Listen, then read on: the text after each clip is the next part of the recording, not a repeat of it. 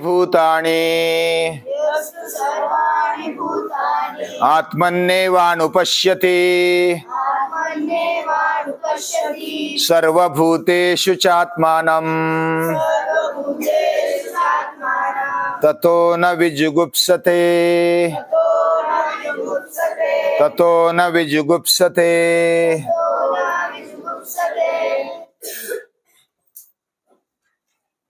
जो ज्ञान निष्ठा रखता है और उसकी राह पर चल पड़ता है, वह आगे जाकर के शुष्क होने की संभावना रहती है। और जो भक्तिनिष्ठ रहता है, उस राह पर चल पड़ता है, उसमें अहंकार आने की संभावना रहती है और अंधश्रद्धा भी आने की संभावना रहती है। दोनों से युक्त हमारा जीवन होना चाहिए। समझदारी से पूर्ण ऐसा भाव हमारे जीवन में रहे। यही पूजनीय दादाजी बताते, इंटेलेक्चुअल लव होना चाहिए।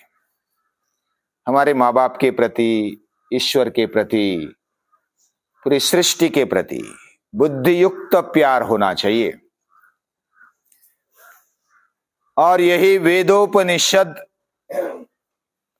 कहना चाहते हैं। हमारा जीवन यह जब बुद्धि की राह पर चलने लगे तो हमारी बुद्धि कितनी चलती है, इसकी मर्यादा होती है। मर्यादा होने के बावजूद भी उसको नहीं चलाना चाहिए, ऐसा नहीं है। बुद्धि को चलाना ही चाहिए। लेकिन बुद्धि को जब चलाते हैं तो हमारी अल्पता, हमारी लघुता हमें समझ में आ जाती है। इसलिए सोक्रेटिस कहते हैं, मुझे ज्ञान हुआ। कौन सा ज्ञान हुआ? मुझे मेरे अज्ञान का ज्ञान हुआ। यानी जो मुझे समझ में नहीं आया अभी तक, या तो मैं समझता नहीं हूं, उसका ज्ञान मुझे हुआ। और यही सच्ची स्टेप है। बुद्धि को चलाने के लिए हमारे पास क्या अल्पता है, क्या लघुता है, यह पता होना चाहिए। हमारे पास कौन सी गोष्ठ, कौन सी बात कम है, इसका पता होना चाहिए। मुझे मालूम नहीं है, यह मुझे मालूम हुआ। और इसके कारण क्या हुआ? मालूम करने के लिए बहुत सारी संभावनाएं हो गई, पॉसिबिलिटीज बढ़ गई। मैं पूर्ण ज्ञानी हुआ, ऐसा अभी तक कोई मनुष्य नहीं है। वो भगवान ही हो सकता है, वह सर्वज्ञ है। बुद्धि की राह पर चलते हैं तो पहले पहले तो मुझे मालूम हुआ, अहंकार आने लगता है। फिर जैसे जैसे हम अपने से बड़ा देखते हैं तो हमारा अहंकार कम होते जाता है। यदा किंचित न्योहम, जब मैं थोड़ा थोड़ा जानने लगा, गजैव दिव्यपैव मदान्धो समभवम, हाथी जैसा मुझे लगने लगा कि मैं बहुत ही ज्ञानी बन गया, मैं बहुत ही बलवान बन गया। लेकिन जब जब मैं आगे आगे जाकर के कोई समझदार आदमियों के पास गया तो लगने लगा कि अरे मेरे पास तो कुछ नहीं है, मैं बहुत ही अल्पज्ञ हूं। फिर मेरा बुखार जैसा चला जाता है, ज्वर इव मदो में व्यपगतः, मेरा बुखार जैसे चला जाता है वैसा मेरा गर्व अहंकार चला जाता है। जब हम बुद्धि चलाते हैं, हम हिमालय के पास जाते हैं, हमारी बुद्धि महान है ऐसा लगता है, लेकिन हिमालय के पास जाते हैं, सृष्टि के पास जाते हैं, तो हमारी बुद्धि कुंठित हो जाती है। इतना सब बनाने वाला कितनी बुद्धि होगी। ये सब चलता है निसर्ग में, सृष्टि में, ये कौन चलाता है? किसकी बुद्धि से चलता है? हमारी बुद्धि हैंग हो जाती है। जब हम बुद्धि से आगे चलने लगते हैं और बुद्धि को पकड़कर चलते हैं, तो हम अपने आप को लघु मानने लगते हैं। कितनी बुद्धि चलाए, कितनी चलाए, फिर भी कम पड़ जाती है। बुद्धि की जो शरण में जाता है ना, उसकी बुद्धि कुंठित हो जाती है। और इसलिए गीता कहती यो बुद्धि परतस्तु सहा, बुद्धि के उस पार जो है ना, उसको पकड़ो, उसके शरण में चले जाओ। और इसका कोई अर्थ उल्टा निकालते, बुद्धि चलाना है नहीं। बुद्धि चलाना, उसको पकड़कर चलाना। बड़े बड़े विचारवंत शास्त्रज्ञ कहते हैं कि बुद्धि चलानी चाहिए, और यही हमारे जीवन में भी वही उपयोग में आती है। जीवन व्यवहार में भी अब हम बैठे हैं, समझदारी पूर्वक बैठे हैं, हम खाते हैं, समझदारी पूर्वक खाना चाहिए कि नहीं चाहिए? हम क्या खा रहे हैं, क्या पी रहे हैं? गटार का पानी तो नहीं पी रहे ना? ये तो देखकर समझदारी से खाना चाहिए, पीना चाहिए, ये तो बात है। यानी व्यवहार में भी हमें बुद्धि चलानी चाहिए। फिर जीवन विकास में क्यों नहीं चलानी? लेकिन उसको जोड़ देना चाहिए, यो बुद्धि परतस्तु सहा। और जो मिल नाम के एक विचारवंत है, वो ऐसा कहते हैं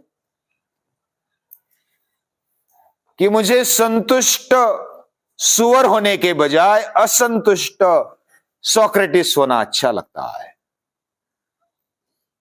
मैं वही बनना चाहता हूं। सुअर यानी मालूम है ना, पिग।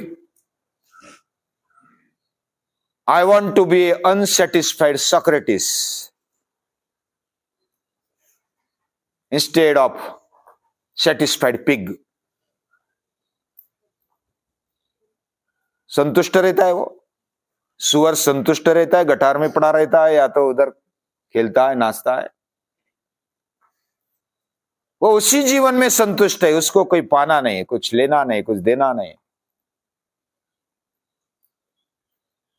और सोक्रेटिस मरते दम तक कहता है कि मुझे अभी ज्ञान नहीं हुआ पूरा।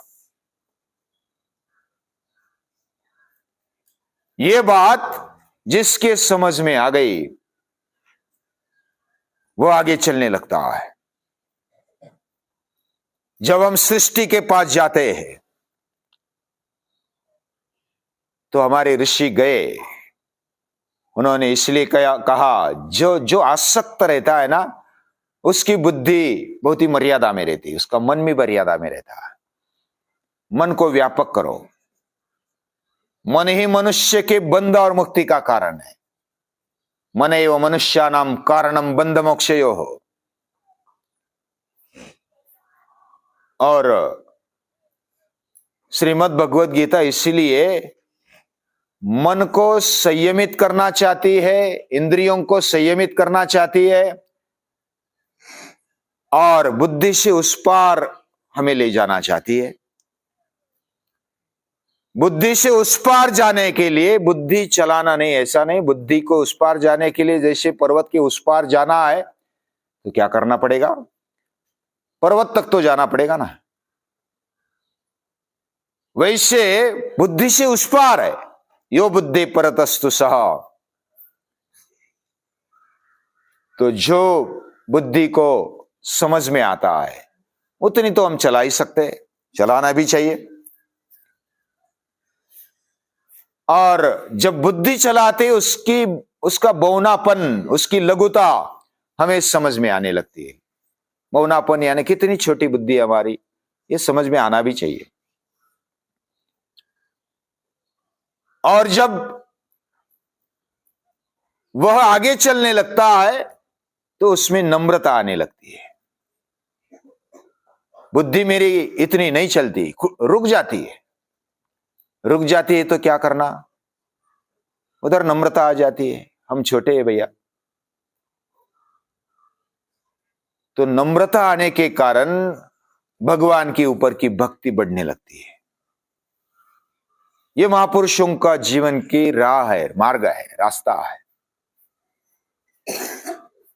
और जब भक्त बनते हैं, भगवान के हो जाते हैं, तो बस वो कुमारी से जीने लगते हैं।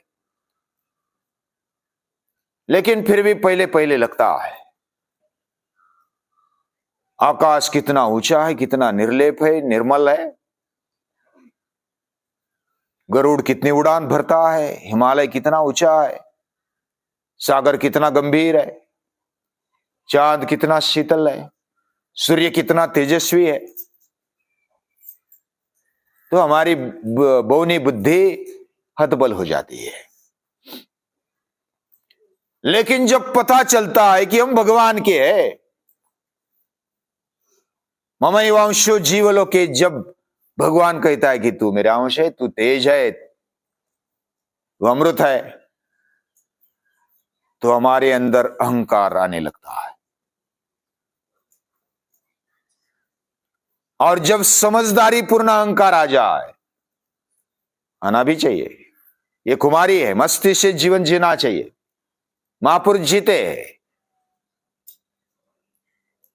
आम्ही काय कोणाचे खातो, श्री राम आम्हाला देतो। हम किसी का नहीं खाते, श्री राम हमें देता है। ये तेजस्विता जीवन में आने लगती है। और ये अभिमान मला है, अभिमान मला है, हृदयात हरि माझा अभिमान मला है। मेरे अंदर भगवान है, इसका मुझे अभिमान है। और महापुरुष ऐसे कभी अहंता में, कभी नम्रता में, कभी लघुता में चले जाते हैं, उस चक्कर में अटक जाते हैं। ये संसार का चक्र नहीं, संसार के चक्र में अटकते वो स्वार्थी लोग हैं। वो संसार से डरते नहीं, महापुरुष नहीं डरते संसार से। उस चक्र में अटकने का सवाल ही नहीं है उनका, क्योंकि वो आसक्त नहीं है, वो स्वार्थी नहीं है।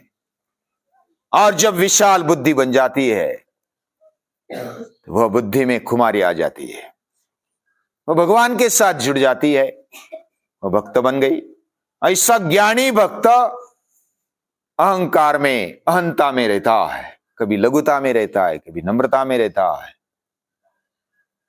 तो इस प्रकार उसका जीवन दोलायमान होता है, लेकिन उसमें उसको आनंद है, वो रहना भी चाहता है, इसमें मधुरिमा है। वो भगवान के साथ जब मिलने की बारी आ जाए, वो तो मोक्ष तो चाहता है, इससे भी छुटकारा मिल जाए, लेकिन फिर भी उसका आनंद भी लेना चाहता है। न लगे मुक्ति धन संपदा, न मोक्षस्याकांक्षा। या तो शंकराचार्य कहते जननी जननम या तो मम वै। तो ये अनिर्वचनीय, ये जो संबंध है ना भगवान और भक्त का संबंध, ये हम वाणी से या तो ऐसे भाषा में उसको बांध नहीं सकते। ज्ञानी भक्त कैसे होते? ततो न विजुगुप्सते यस्तु सर्वाणि भूतानि आत्मनि वानुपश्यति सर्वभूतेषु चात्मानं ततो न विजुगुप्सते। यानी आत्मा में, प्रभु में सभी भूत है, और सर्वभूतेषु चात्मानं, सभी भूतों में प्रभु है। ये बात जिसके समझ में आ गई, ततो न विजुगुप्सते, वह कंटालता नहीं, वो बोर नहीं होता, क्योंकि सृष्टि में भगवान को देखता है, भगवान में सृष्टि है ऐसा वो देखता है। दोनों दृष्टि आ जाती है, ज्ञान दृष्टि भी आ जाती है, भक्ति की दृष्टि भी आ जाती है। लेकिन कभी कभी ऐसा अलग लगता है, वो कंटालता नहीं, इसका मतलब कोई अलग निकालते हैं।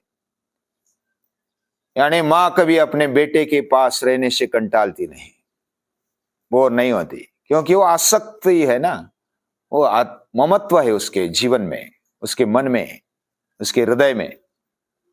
तो क्या ऐसा होता होगा मोह के कारण वो कंटालता नहीं, ऐसा है? लेकिन ऐसा नहीं है। वो अगले मंत्र में उपनिषद बताती है, क्या है वो आगे देखेंगे। आज के लिए इतना ही। सभी को